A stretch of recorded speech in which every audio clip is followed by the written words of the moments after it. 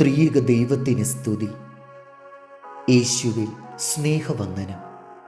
ആധുനികരുടെ ഇടയിൽ photo, video എടുക്കുന്നത് വിവാഹ ആഘോഷങ്ങളുടെ പ്രധാന ഭാഗമായി തീർന്നിട്ടുണ്ട്. ജീവിതത്തിലെ ഏറ്റവും സന്തോഷനിർഭരമായ വിവാഹ മുഹൂർത്തത്തെ പറ്റിയുള്ള ഓർമ്മകൾ മാഞ്ഞു പോകാതിരിക്കാനാണ് ചടങ്ങുകൾ ഫോട്ടോ, വീഡിയോ തുടങ്ങിയവയിൽ പകർത്തുന്നതെന്ന് തോന്നുന്നു. പഴയകാല സ്മരണകൾ നിലനിർത്തുന്നതുകൊണ്ട് ഇപ്പോൾ എന്തെങ്കിലും പ്രയോജനമുണ്ടെന്ന് തോന്നുന്നില്ല.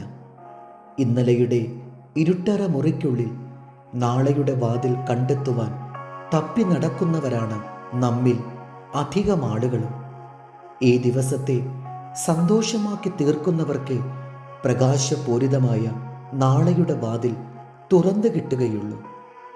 ഒരു വൃദ്ധയുടെ പുത്രൻ ചാർലിയുടെ പത്നിയായിരുന്നു പ്രസിദ്ധ അമേരിക്കൻ സിനിമാ താരമായ പോളി.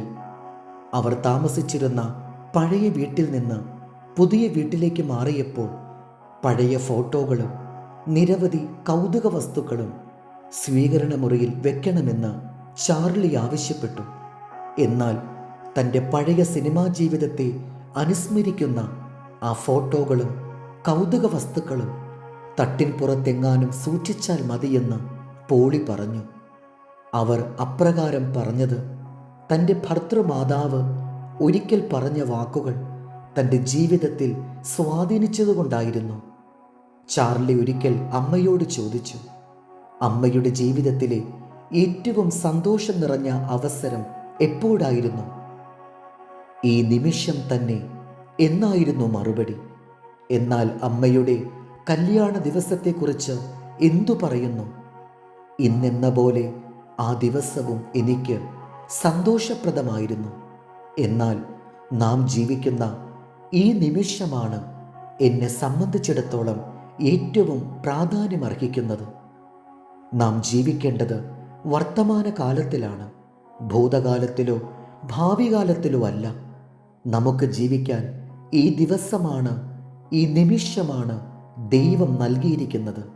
അത് ഏറ്റവും നന്നായി വിനിയോഗിക്കുക. 1 പത്രോസ് 5:5. ദൈവം നിഗളികളോട് എതിർത്ത് നിൽക്കുന്നു, താഴ്മയുള്ളവർക്കോ കൃപ നൽകുന്നു. അതുകൊണ്ട് അവൻ തക്ക സമയത്ത് നിങ്ങളെ ഉയർത്തുവാൻ ദൈവത്തിൻ്റെ ബലമുള്ള കൈക്കീഴ് താണിരിപ്പിൻ. അവൻ നിങ്ങൾക്കായി കരുതുന്നതാകിയാൽ നിങ്ങളുടെ ആകുല ചിന്ത അവൻ്റെ മേൽ ഇട്ടുകൊള്ളുവിൻ. ദൈവം നമ്മെ അനുഗ്രഹിക്കട്ടെ. കർത്താവിൽ എളിയ ശുശ്രൂഷകൻ ഈരാളിലച്ചൻ.